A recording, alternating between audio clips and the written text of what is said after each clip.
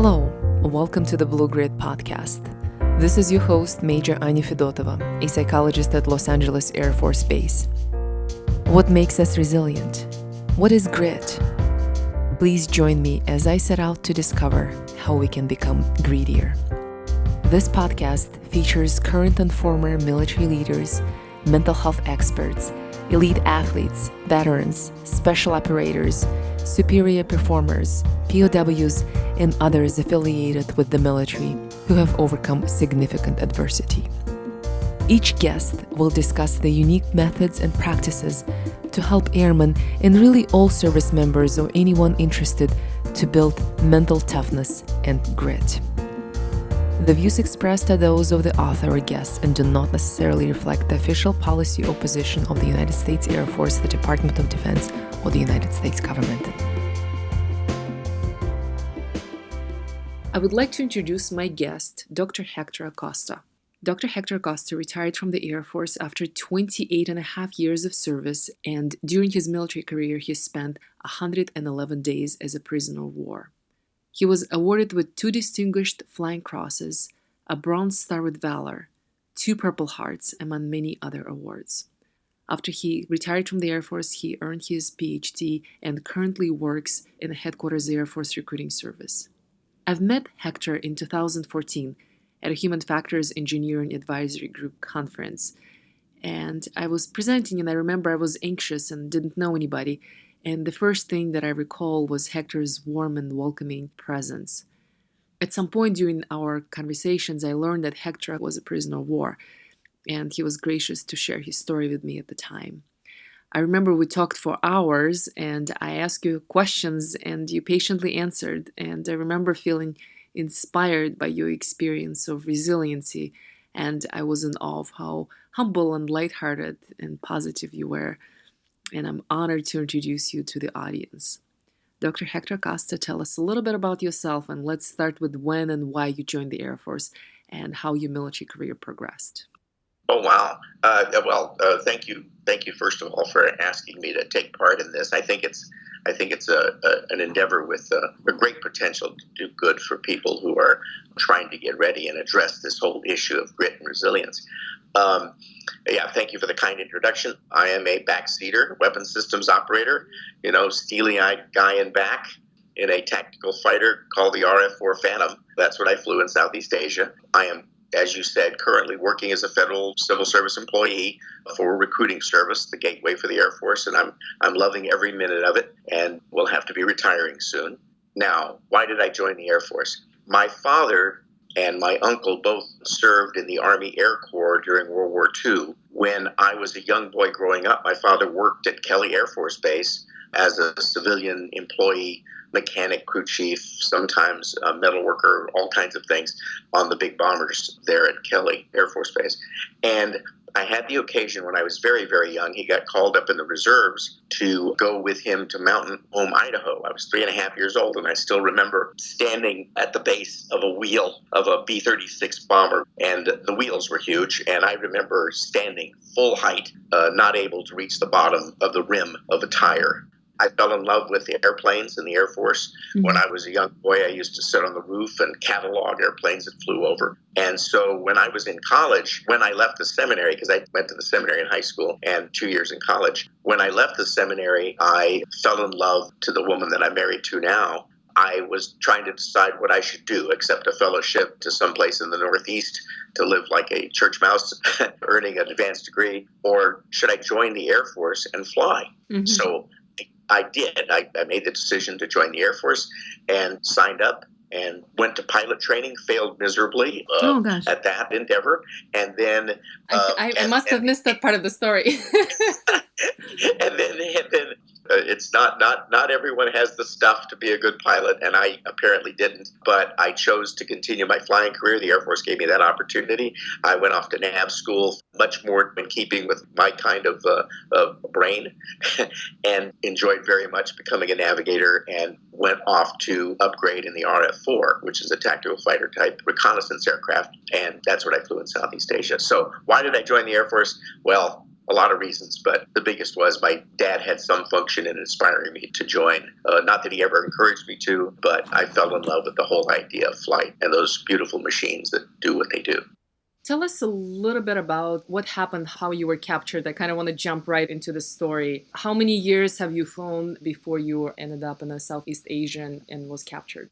Well, altogether, including training, I had less than 2 full years of flying Wow. under my belt when I got shot down. I was what they call pipeline to Southeast Asia. So after I finished aircrew training and the several survival schools, standard survival, water survival, and jungle survival school, I arrived at Udorn Royal Thai Air Base in Thailand on the 4th of July, 1972. Having just completed the necessary courses of training, first to earn my navigator wings and then to upgrade in the RF-4 as a backseater. So I arrived there then. I'd been flying there about 6 months. I was on my 92nd combat mission when I got shot down. It was December 9th, 1972. We were on a medium altitude mission north of the DMZ, which takes us heavily into what I'll refer to as bad guy country. We were at wars. We refer to the other guys as bad guys. I'm sure they refer to us as other colorful language kind of descriptions. Anyway, we were flying a standard mission. I had escorts. 4 fighters were with us because we were going far enough north that we might get jumped by MiGs.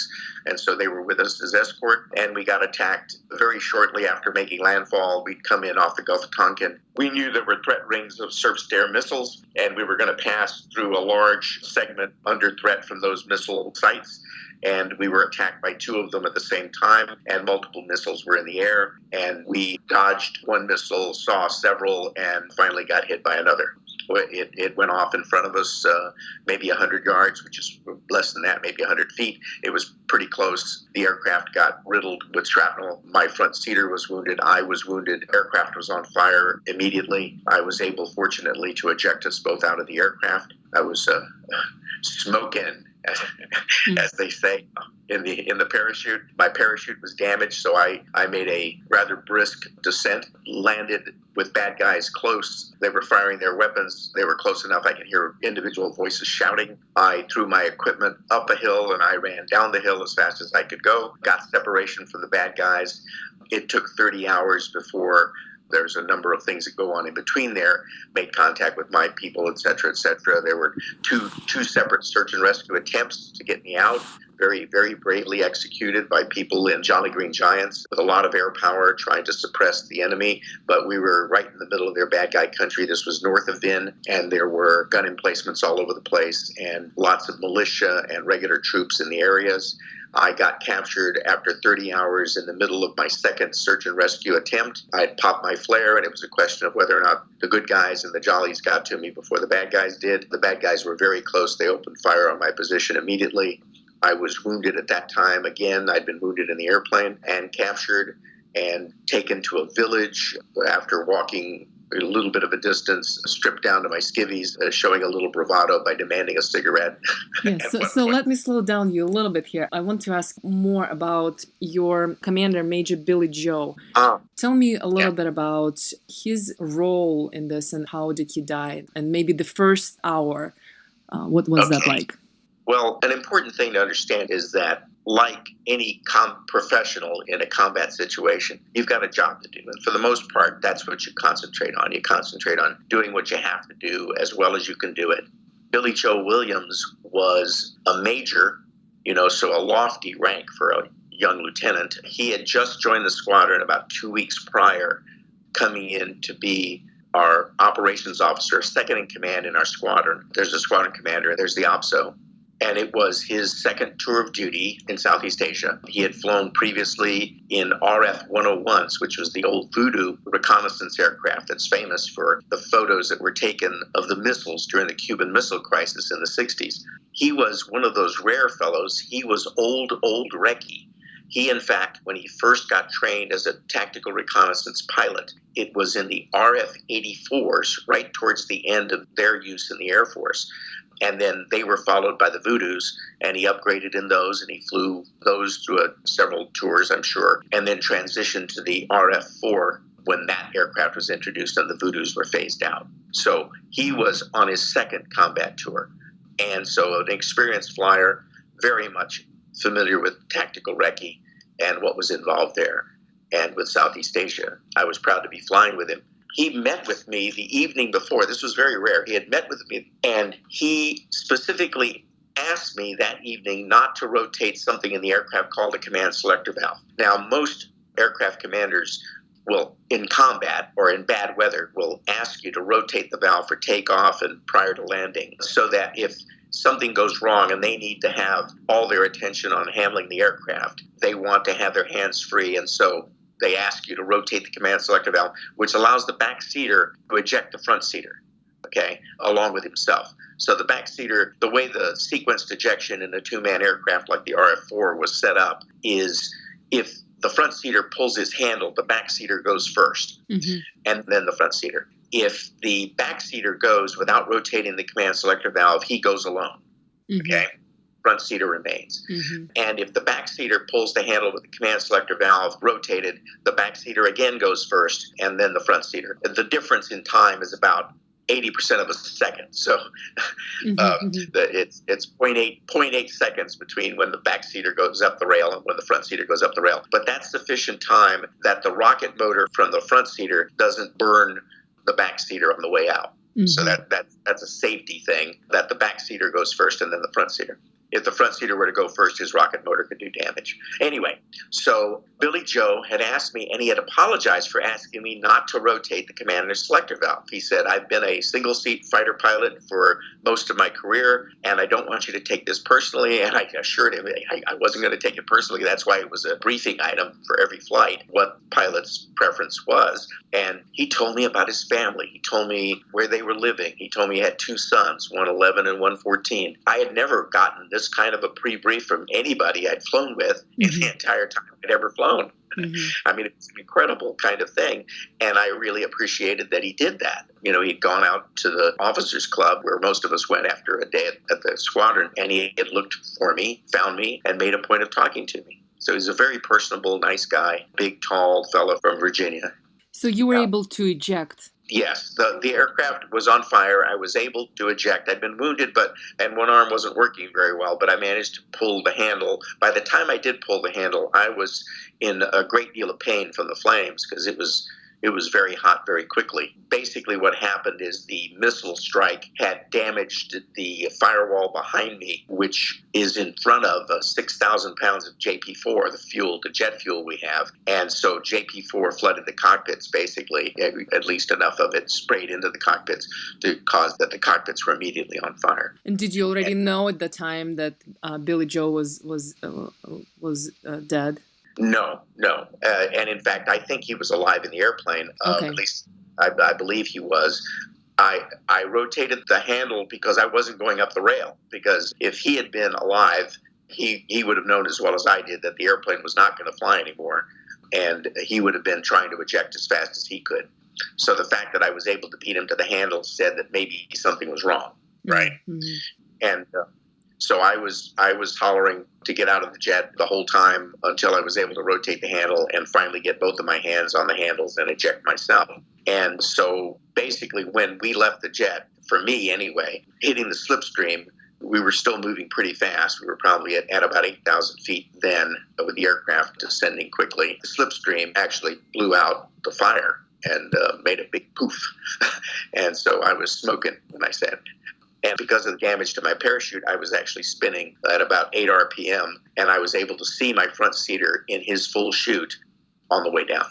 And I tried to make contact with him on the radio, made contact with one of our fighter escorts on the radio before I had to get into the business of getting ready to go into the jungle, into trees, and start my evasion. Were you scared? Do you remember, was there panic? Yeah, no time to be scared. Things had to happen pretty quickly because it didn't have a whole lot of time to get out of the cockpit. So that was just hitting the command selector valve on the first try was just very fortunate, and ejecting was really a no-brainer. Doing the things you need to do in the parachute, those are kind of automatic. As I've told people, they're actually learning objectives when you go through training. But if you don't reach up and grab the risers when you're hanging in a parachute, there's something wrong with you. Yeah, it's a bad day. And And if you don't inspect your canopy, since it's the only thing keeping you from a very fast ride to the ground, then you're crazy. So those things are just automatic. Mhm. There were a couple of things that did happen that were a little different, unanticipated, right? Everything was very visual during the whole evasion activities. Then the missile hit, and everything prior to that. But then after, when I was coming down on the chute, it's like someone suddenly turned on my ears, and I heard myself panting like an old dog on a hot day in Mississippi, right? Mhm. And recognized that I was hyperventilating. So the cognitive part of my brain was sort of observing everything that was going on. Mhm. And it immediately said, "Stop breathing, dummy." And so I held my breath immediately. So the cobwebs were starting to form because I was hyperventilating, and those stopped immediately when I stopped breathing. Okay. Mhm. So that was unexpected. I didn't expect to be hyperventilating, but Mhm. apparently that was just part of the shock reaction, Mhm. to the whole situation.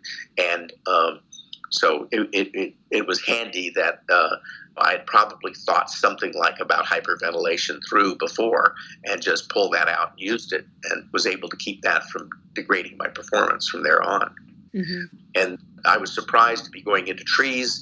There's a different kind of preparation for going into trees than there is from going into flat land. And so I had to do that preparation. And during that process, I figured out how to handle my right arm to be able to do things with an arm that I couldn't bend at the bicep, because it had two, I didn't know it then, but it had, well, I discovered on the way down, it had two holes in the right bicep. And so it wasn't cooperating very well.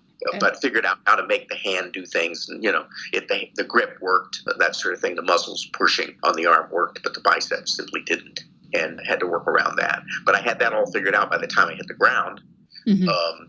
The radio calls were just basically automatic. I didn't use proper radio protocol all the time, so some of that can slip, and you're still okay. When I hit the ground, the fact that the bad guys were close, I just did some basic deception by throwing my equipment one way, my helmet and my seat pack, throwing them one way and running the other.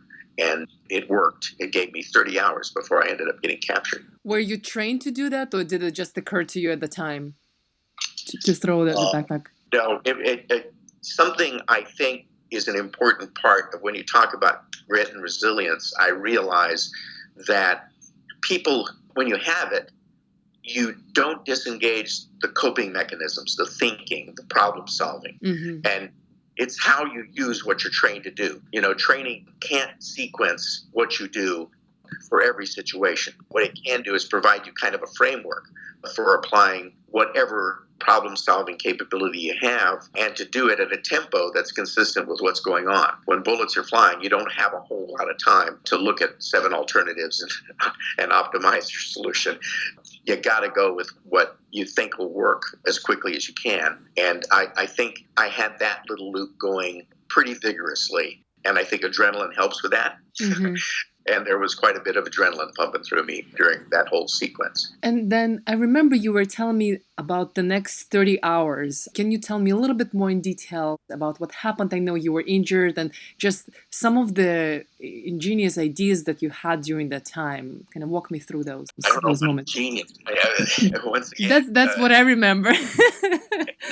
well, it's funny. When I was running down the hill, I had a flashback to training. I think I might have mentioned this. I often tell it because I give credit to the guys in jungle survival training. Crusty old NCO was teaching the course, and he's the one that did the classic thing of, look at the guy next to you. It's likely that he's going to get shot down or be in a survival situation, and he may or may not survive. Poor guy, right? And so we all look at our buddy and go, poor guy, And then he said, if you do find yourself in one of these situations of the kinetic sort, which he meant by, you're getting shot at or something's blowing up, he said, you're going to react.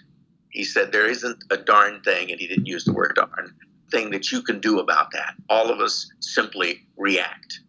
And that reaction may or may not kill you. If it doesn't, then what you have to do, he said to all of us, shave-tailed lieutenants, he told us, is you're going to have to do the one thing that's going to help you survive. Not guarantee it, but help you survive. You got to look around, find yourself a flat rock, take a long, cool drink of water or whatever you have to drink, and then think. Because that's what kills people. Mm. They keep reacting and they stop thinking. Mm-hmm. They don't get that thing started, right? You have to start thinking as soon as possible. Mm-hmm.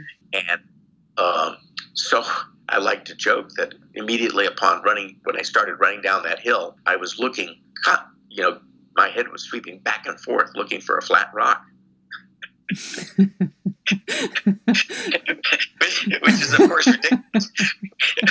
But where's the flat rock? Did you find one? Well, it turns out it took about an hour and a half before I find a place to hide. And when I did, that became my flat rock. And I took that long, cool drink at that point. Anyway, again, in jungle survival, I had learned to beat the people who searched. They had these Filipino Indians who the Air Force hired to track you down. They give you a little time to go off running into the jungle in your flight suit, nothing much more. And you were supposed to basically see if you could evade these guys and then make your way back to the base camp without getting caught by them. Okay? And very few people did it, but I was one who did. I did it by running very hard for about 20 minutes and finding a place on a hillside that was very hard to get into, right? It was a bluff with elephant grass growing almost vertically on a near vertical sheer face.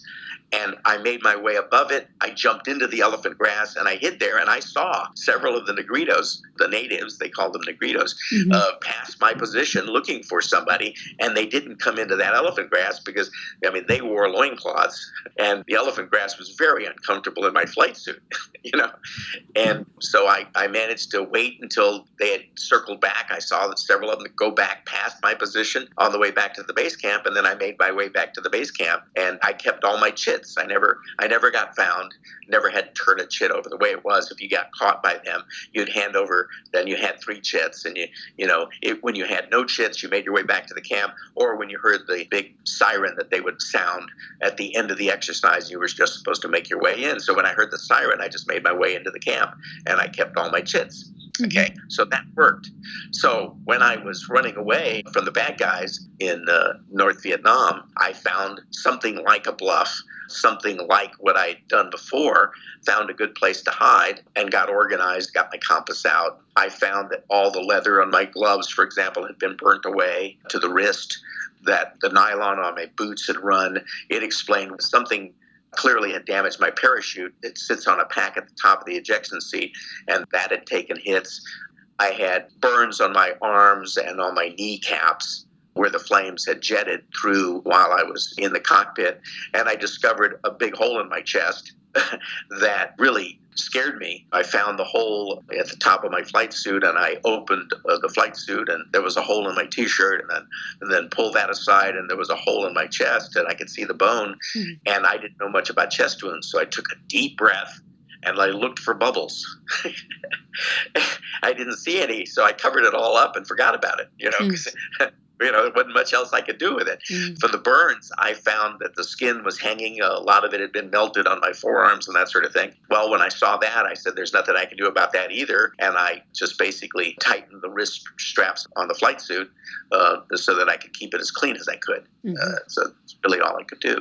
People ask about pain. The worst I felt was irritation. There was, if I moved my arm wrong, I would feel a spike in pain, but I was careful not to do that. And otherwise, I was mainly feeling irritation, sort of like a bad sunburn, and some dehydration, which was apparent very early on. I drank all the water that I had with me. I had a couple of pints of water in my G-suit pocket, and that's all I had. So I drank those fairly early to stay as hydrated as I could, in the hopes that at some time I'd have to move to find water, right?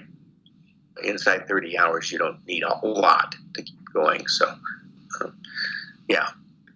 And then how was your first night? Because at some point you had to sleep, right? You realized it's going to get dark. Right. I made contact with a fast FAC. F4 noise is very distinctive. It's a big, growly, noisy airplane. And so I heard F4 noise, and so I made contact on the radio with a fast FAC. I did what they call authenticate, basically convince him that, in fact, I'm a good guy, and there are methods for doing that. And he went through that whole drill, and then he did a couple of quick passes and sort of confirmed that he had a good idea of where I was. And then he went off to talk to the good guys away from the bad. This was dangerous territory even for him to be flying. And so he got out of there and went and talked to the good guys. airplane noise again about an hour, maybe 40 minutes later, and he had hit a tanker and gotten some gas and gotten his instructions and came back. He informed me that they would not be able to launch a rescue mission that evening. Okay, it was late afternoon when I contacted him first, and then a little later when he talked to me, it was just starting to get dark, and he said they wouldn't be able to do anything that evening, and then I should come up on the radio first light. Okay, now training says that when you maintain radio silence, basically you're supposed to turn on your radio like every hour on the hour and listen for anybody trying to communicate with you, right? Well, I forgot that part of my training, and I simply went to sleep. Okay, I was tired, and I'd been through a rough day. Yeah, one would say so, yes. So I simply went to sleep, and which is one of my children. My children call that one of my superpowers. I can sleep anywhere, anytime. You just tell me I can, and I do. So I figured when the guy says come up first light, I had permission to go to sleep, and I did. So the next morning, when I made first contact at airplane noise, it ends up being someone from my squadron, and he's all excited about getting a hold of me. He says they've been trying to get a hold of you all night, which wasn't very encouraging. And he said the guys at the squadron had insisted to the intel people that it was in fact me and not my front seater, because one of the things I messed up on my radio calls when I was coming down on the parachute is I was trying to contact my front seater, so I used his call sign. I said, Kansas 01 Alpha, how do you read? Right? Well, radio protocol says I might have should have done otherwise, right? And so they thought it was Alpha, my front seater. See, I'm Bravo. I was Kansas 01 Bravo. He was Kansas 01 Alpha. And so, in fact, that little screw-up made for some confusion when they interpreted the recorded radio call, right? And so the intel folks insisted that I was my front seater, and the guys who knew me and my voice insisted it was me, and intel won the argument for a while. So at first there was some confusion about which of us was communicating on the radio. About Billy Joe, the speculation is radio traffic was intercepted later after I was captured, just to fill this piece in, that two pilots, they referred to everybody in the airplane as pilots, two pilots had been captured, secured. One had to be euthanized because he was too badly wounded to be moved. That was the intercepted radio traffic, right? And since I knew I wasn't the one that was euthanized, the assumption is that Billy Joe had, in fact, he had told me the night before that he wasn't going to get captured. He said, if he were ever to get shot down, he said, I told my wife, don't expect me to come home because I am not going to get captured. But I don't know if he had a vote on that. At that time, when you woke up, did you know where was he? No. Yeah. I saw his chute going down, but I lost all, after I hit the ground, had no indication. No contact, no indication of where he was. And at that time, I'm guessing you were hopeful that you're going to be rescued. Oh, absolutely. I mean, that's what you do. I knew even as early as the first night when I went through the night that I was in a really, really dense area of hostile activity, right? There were lots of people, lots of trails, and they were moving up and down those trails all the time. So I knew there were a lot of bad guys around. So I knew it was going to be a tricky extraction. I was prepared, if they told me to try and move in some direction or other to facilitate a rescue. But they didn't. They never, at no time did they ask me to move. They just basically said, stay put, we know where you are, we'll come get you, that sort of thing. Yeah. So the next morning, talked to the squadron mate. They made contact with a fast fac. Very shortly after that, another fast fac showed up. That's basically an F4 armed to the teeth, looking for something to kill, right? But SARs take priority anywhere in a combat zone. So whatever your primary mission, a downed airman takes precedent. So as soon as my guy told the fast fac, he diverted to where I was, made contact again, authenticated again, and set up a first search and rescue mission. So I had to call off because I had a whole troop of bad guys sitting within about, if it was 100 feet, it was too much. And at least 30 of them armed with AK-47s. And I was not going to let the helicopter fly into that. So I aborted the first search and rescue mission. And then later in the afternoon of that same day, that's how we got to the 30 hours. That was about 6 hours after I'd gotten shot down the day before on the clock. The second SAR attempt was launched, and when I popped the flare for that, then the race was on. And like I said, 3 Vietnamese were very close, and they opened fire immediately into the smoke. And basically, all I could do was get to the ground. While I was on the ground reaching for the radio, one of their AK-47 rounds bounced off this extraordinarily thick skull. And I bled like a pig, but I didn't lose consciousness. And then they came around and basically did a hard capture. What was that the moment of capture like for you? What was going through your head? Well, I thought when the bullet hit the top of my head, I thought they'd blown the side of my head off. It felt like someone very large, like Cassius Clay, as I knew him later to be known as Muhammad Ali. I thought he had just punched me on the side of the face. And I looked over opposite the direction that the bullet came from, and I expected that the last thing I was going to see was my brain splattered all over the ground. Something about my curious brain said, well, I'm going to see that. So I looked over, and darn, there was nothing there, and suddenly I felt this hot stuff pouring down the side of my face. And I said, I'm bleeding. And they didn't blow my brains out, right? And so I was kind of happy about that. And then at that point, I go, oh no, the bad guys. It's like that came back to mind, right? And so as I turned my head to look back in their direction, I felt a stabbing pain in my ribs on my left side. It was a very, very frightened North Vietnamese soldier. He had jammed the barrel of his AK-47 into my ribs to get my attention, right? And he was screaming at the top of his lungs something I couldn't understand. And I took one look at his eyes, which were big as those eyes could get. And I said, he's scared and he's got the gun, you know? Oh, that's interesting. Yeah. So at that point, I got my hands up as quickly as I could and indicated to him that, okay, I'm surrendering. I'm not going to sit here and shoot at you or anything.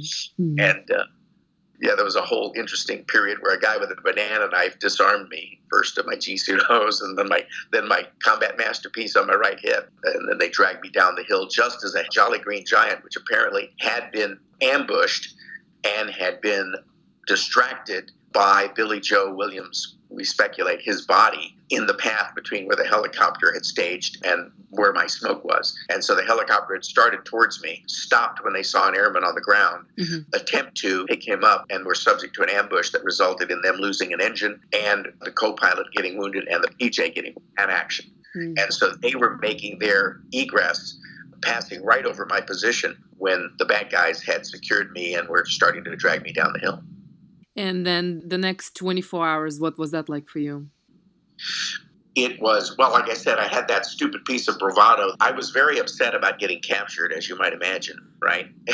And but more angry than anything else. Yeah, that's very interesting that you don't describe the sense of fear. You describe annoyed. I think I was too stupid to be afraid. This was just frustrating because so many people had tried so hard and it was so close, right?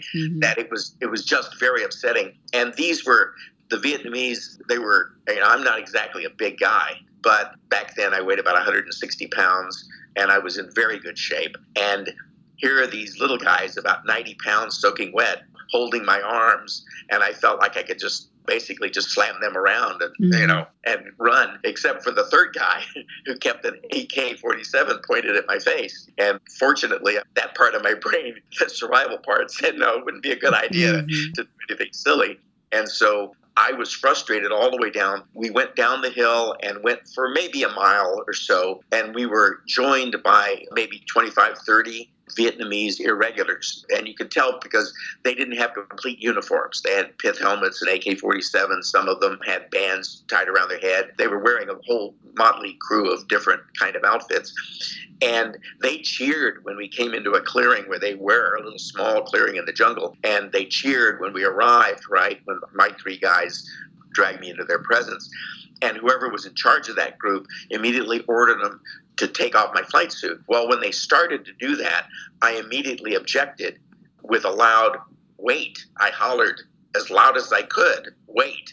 And I pulled the sleeve down from one arm, and dramatically a piece of skin just hung down from the burns on my arm.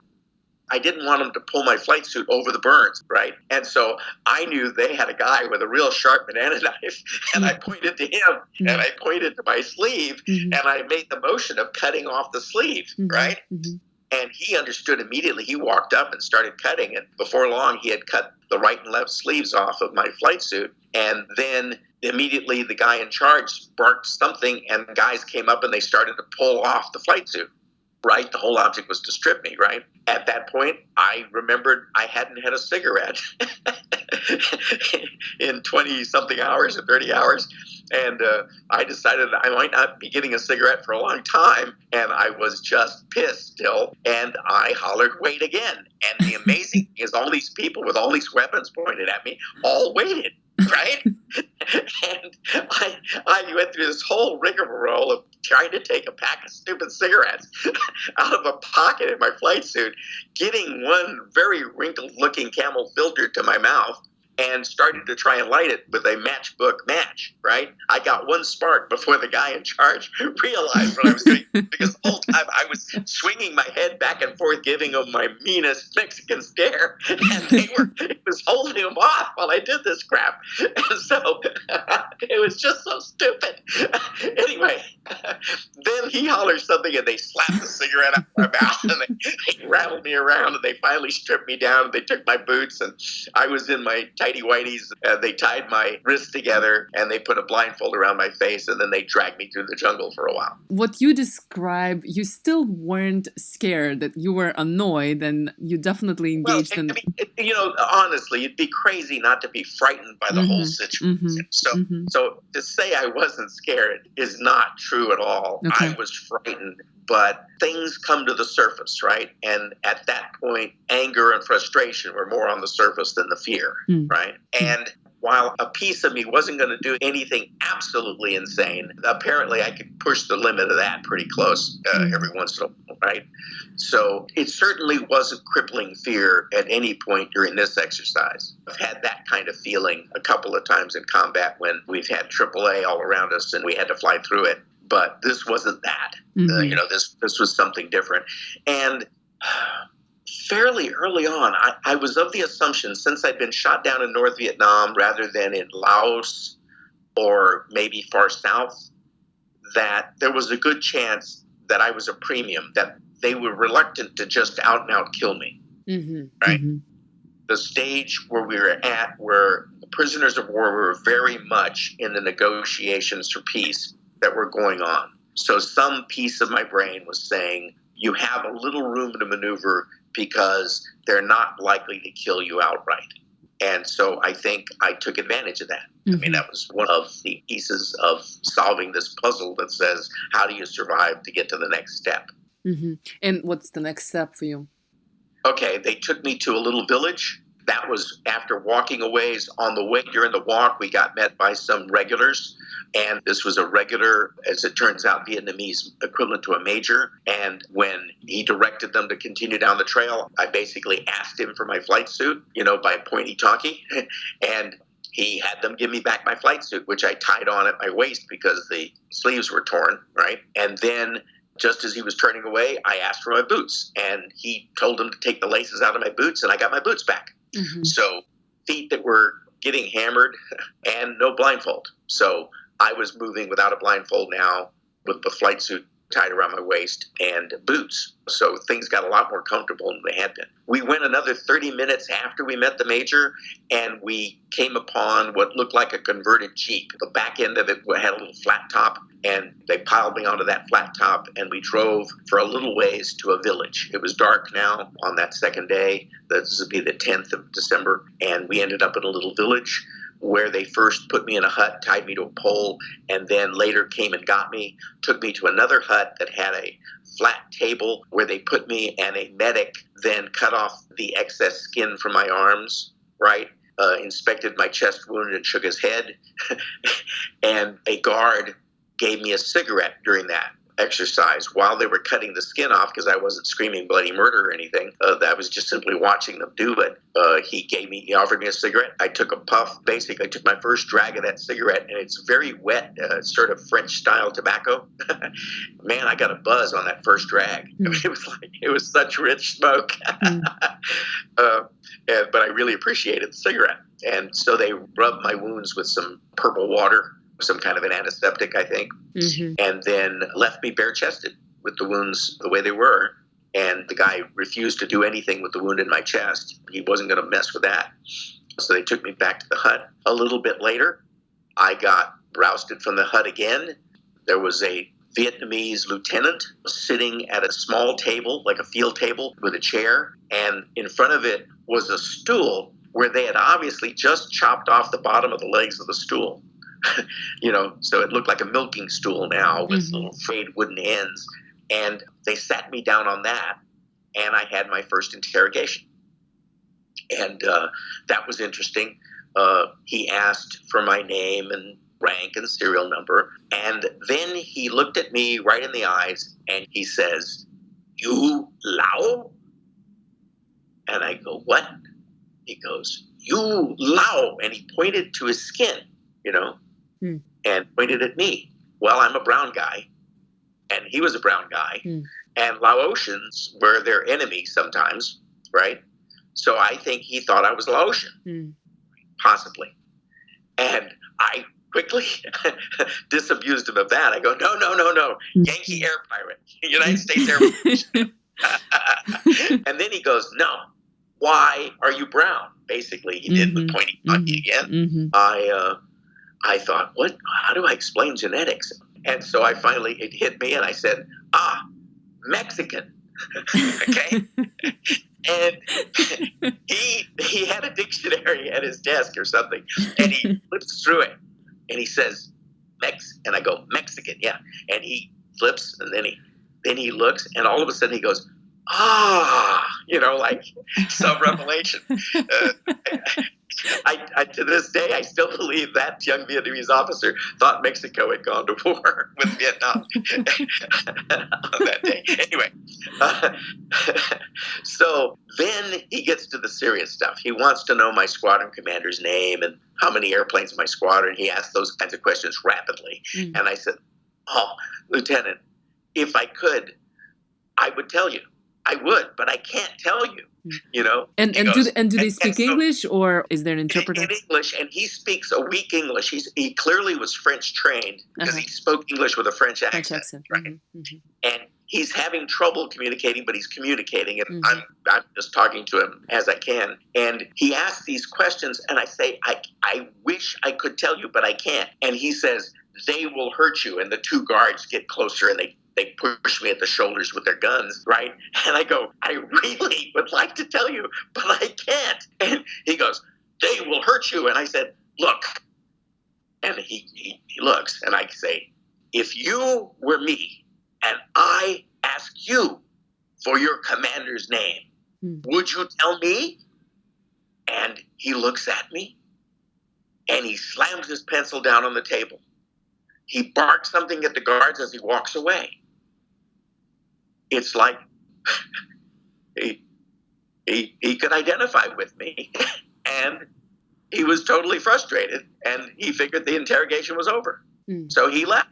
And was that your intent when you said that, to somehow evoke empathy, or to somehow to have him relate to you on a human level, or did you just do it intuitively and without thinking about that? Did you have a strategy? I guess that's what I'm asking. I certainly wasn't analyzing what I was doing. It just seemed to me that here was a young, proud Vietnamese officer, and if I appealed to him being in my situation, what could he say? So I think he was just an honorable guy who knew he wouldn't be able to tell his enemy anything, right? Were you scared that you would be interrogated? Oh, I was really scared. Those guys were going to beat the crap out of me. I was scared. But, you deal with the hand that's in front of you, I mean, being scared doesn't do you much good. It's it doesn't solve the situation, right? So yeah, there's no question. Don't. I'm not crazy. I was scared. Yeah. What was Right. the hardest day? What was the toughest day for you as a POW? Oh, oh. I think I remember it clearly. Everyone in my pod, we had 12 guys in my group of POWs, and this is after we left the Hanoi Hilton and had gone to the zoo. So this is after the peace agreement was signed. Okay. And we received Red Cross, our group received Red Cross packages, right? And they included things that people had received from their homes, mail. So if they gotten mail with packages and things like that. And a few guys, maybe half, got something besides their Red Cross package. They refused to give me my Red Cross package. And we speculate, at least my senior ranking officer speculated that it was because in interrogation, I'm going to tell you a secret. When I'm scared to death, I smile and I laugh. It's automatic. Okay. Seems silly, but honestly, I'm trying to make a joke and I'm trying to laugh about it because I'm just scared badootied, right? And our interrogators did not like that. They thought I was making fun of them. And so I got an F basically in interrogation 101 from the bad guys. And my SRL thought that was the reason, that Hector, you just got to learn not to laugh at these guys. I said, I'm not laughing at them. I'm just laughing because I'm scared. And he says, yeah, well, okay, but I didn't get my Red Cross package. And that was disturbing to me. That just was painful, right? And it's probably the lowest point I had. I don't spend a lot of time on low points. It's just not my nature. And then another low point was when someone in the camp said that he was pretty certain that somebody had either gotten injured or killed during my search and rescue, right? And that was a kick in the gut. That kind of thing, well, it would bother anybody, right? So I thought there was a possibility. Later I found out no one was killed, which was a relief. But at that time I didn't know. Yeah. And tell me a little bit about interrogations and how you have gotten through them. I know you mentioned that one of your coping mechanisms is when you're scared, when you're anxious, maybe you start laughing. That didn't serve you well, and you knew that, but sounds like you couldn't help but do that. Yeah, well, if it got bad enough. The other was that our interrogators, we didn't have the Russian interrogators, we didn't have the Cuban interrogators, who may have been a little more sophisticated than these guys. But these were guys who'd been interrogating our guys for a good time. And they would ask technical questions that were just ridiculous sometimes. Meaning that you wouldn't have the answers to those. Well, certainly if it was really technical, it would be inappropriate for me to answer, for one. But for another, I'll give you an example. One interrogation question was, there is something I do not understand. This was the interrogator, right? He says, one of your fellow airmen, he was shot down by one of our MiGs. Okay. He said the MiG flew up behind him and fired a missile into the back end of his airplane. And I told him what we referred to that. The expression we have for that is not very pleasant. But what is it? Anyway, well, pardon me. You can edit this out if you have to. It's called getting assholed. I may keep it. Whatever. Anyway, that's the expression. And so I didn't feel bad about telling him that, And he goes, but no. What I do not understand is why your fellow flyer did not hear him coming. Okay, now that's a perspective from somebody on the ground thinking it's very loud. And how could you not hear a jet coming up on you? Well, there's all kinds of physical reasons why that's a ridiculous question, right? Okay, so I didn't laugh. That was one of the times I didn't laugh. I said, well, maybe he was on the radio. No. I had so much fun with him reacting. Okay, and he wrote that down. And I go, well, okay, good. Point for the guys, let them track that down, Anyway, so there were many little instances like that were like Just ways to kind of, oh, and the other is they like to hear themselves talk. So I would ask them questions and then would talk. And it was only so long they were going to keep me in interrogation, and that worked pretty well. And so did you know then, or did you figure out at some point that the interrogations all have time constraints and you're only there for an hour, 2 hours? Yeah. Oh, that was pretty clear pretty early. So it was clear they didn't have a lot of time. And so I try and keep them talking as much as possible. And they love to hear themselves talk about how great they were. So I'd encourage that, and they would. I'd listen very attentively. Do you remember if at any point you experienced a complete, just complete and utter despair, loss of hope, maybe?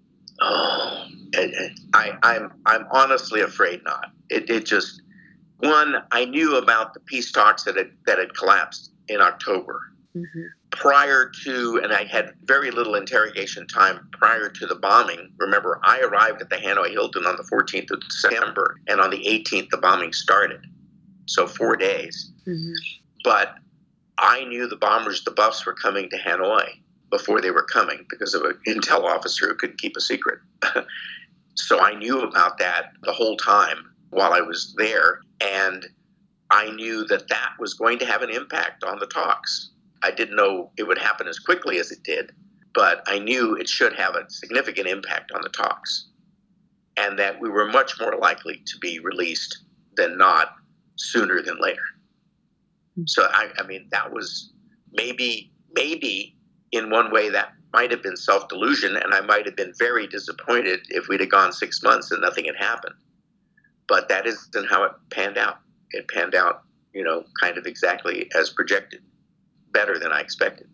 How did you cope with being in those conditions and being away from family, not knowing, although having some information that you could be released soon, but not really knowing and not having enough certainty? How did you cope with that? What kinds of things you said to yourself, you thought, maybe routines that you've created?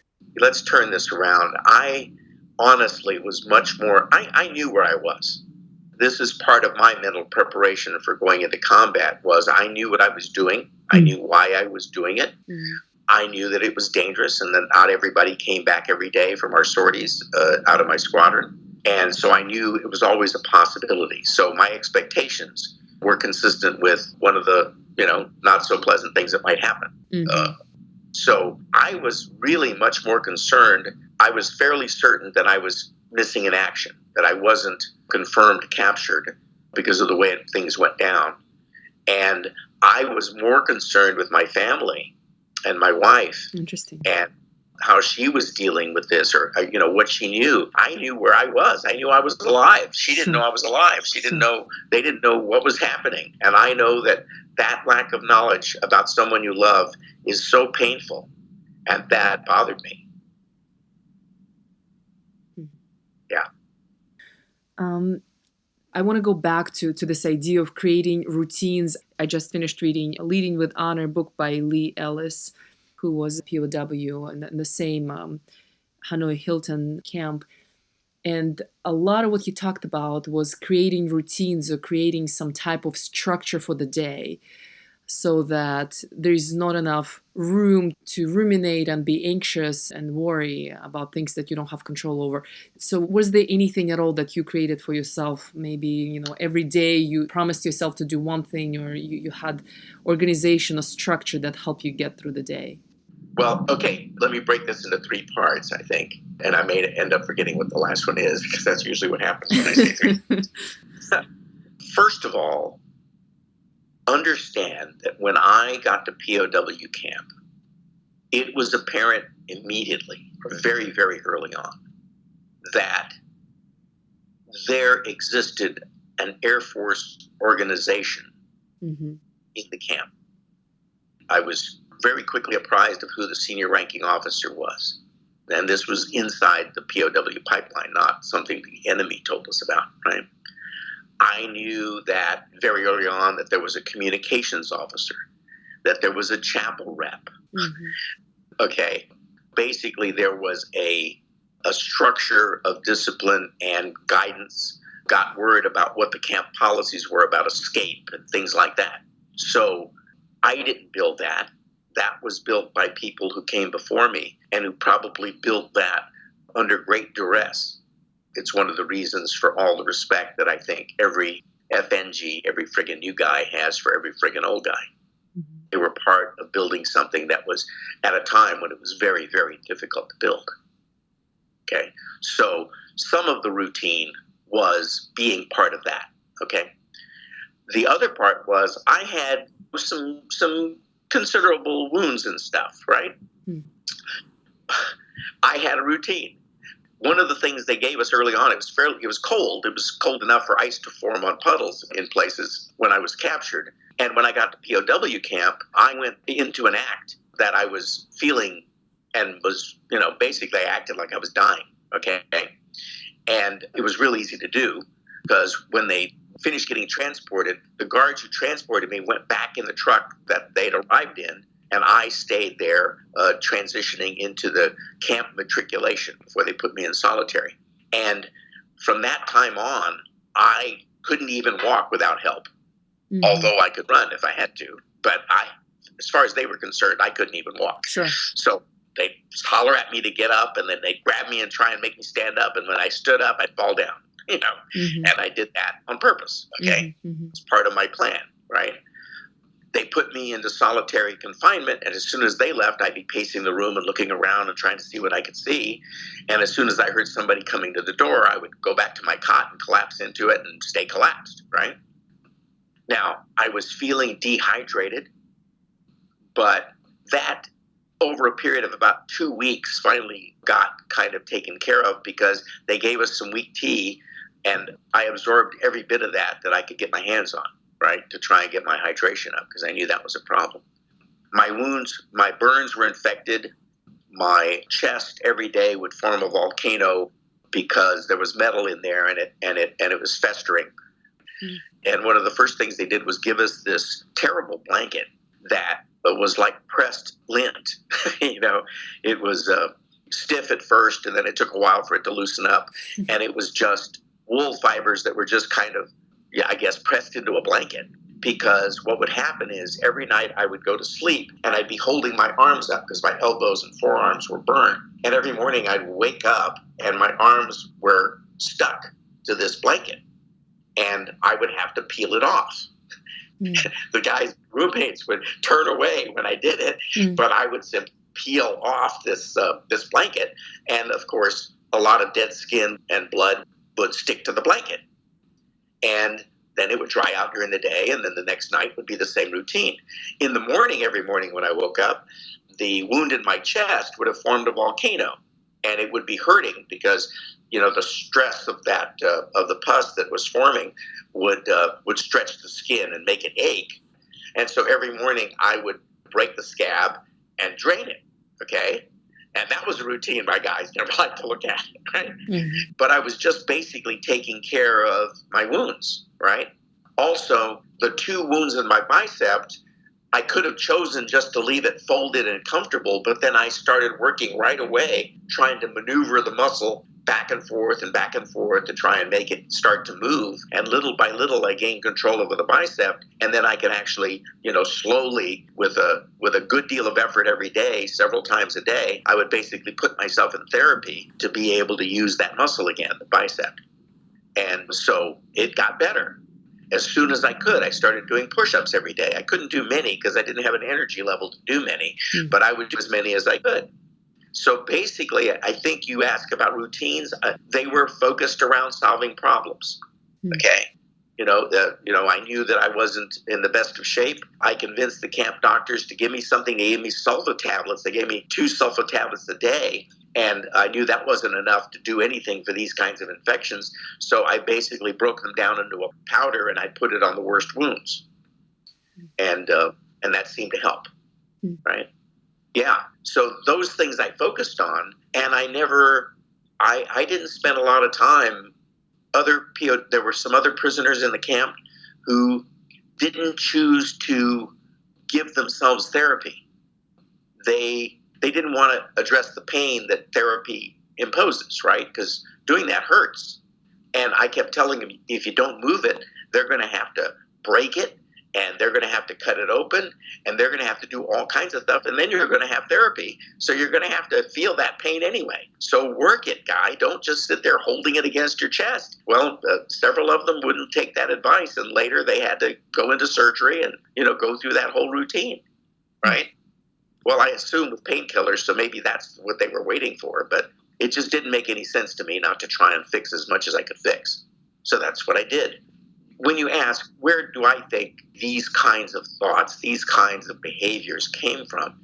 When I was a little boy, I had a dad who was a very, very hard worker, right? And he would often injure himself, and he repeatedly, just his reaction was always, okay, I'll be back. I got to go to an emergency. Or he would simply bandage it up and keep working, right?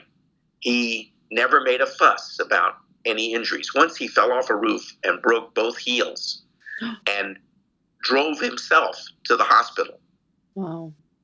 And the next day he was walking around on the little nubs they put up, and he insisted that they do it this way. They put 2 single nubs at the bottom of each cast so he could walk. He walked around like that until the cast came off, right?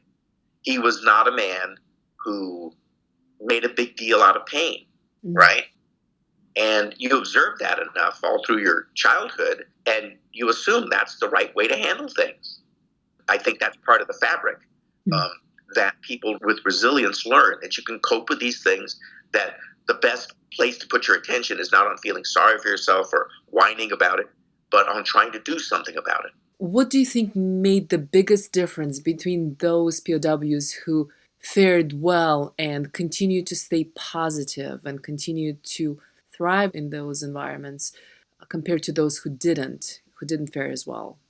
I think, well, I don't have the answer, but expectations. I think if you do a decent job of being real about what you're going into, people who go into combat are not entitled to survive. They may survive. Even people who do everything right die, right? Because that's the nature of combat. But if your expectations are that you're somehow privileged and it can't happen to you, then you have a much steeper curve to deal with when it does, and you happen to survive, but barely, because you've got a distance to go. You've got to recognize that, no, you weren't quite that privileged, and you have to deal with that in addition to coping with whatever you're actually suffering, the things you have to deal with. I think expectations are a big part of some of it. I think some of it is, I believe that everyone has a huge reservoir of potential resilience and grit in them. I think that the fewer experiences you have testing yourself. Here's another piece. I grew up as a runt. I was the smallest kid in my grade school class all the way through grade school. And I was the smallest guy in my high school class all the way through high school. I learned early on it wasn't likely that I was going to beat these guys at any physical endeavor in any consistent way most of the time. Most of the time, I wasn't going to beat them. So early on, I learned that what I needed to do was get stronger, to do the best I could, to get better. But the only way I was going to do that was to keep challenging myself every day, to try to deal with things. And when you're competing against people who are physically more able than you are, it involves accepting some pain. You're going to have to push yourself to get to where you can be competitive. And if you're not competitive, you're not going to get grit. Grit is about the competition, not with anybody else, but with yourself. To constantly try and be able to do more with less, do better with what you've got, do the best you can. It's an attitude. When people who, for example, live as farmers in small family farms, they develop grit, I believe, because life is tough. They have to solve a lot of problems every day. They have to do things that are not easy every day. They do it without complaint, because who the hell are they going to complain to? And that doesn't get the work done. And the work needs to get done, right? Individuals who never have the opportunity to face those kinds of things, never get challenged with those kinds of things, have a steeper learning curve. It isn't that they haven't got it in them. It's that life hasn't given them those opportunities. So I have a lot of faith that nothing about the next generation makes them less able to have grit and resilience. But I believe the tough part is, how do you compensate for a life that has basically coddled you versus a life that hasn't?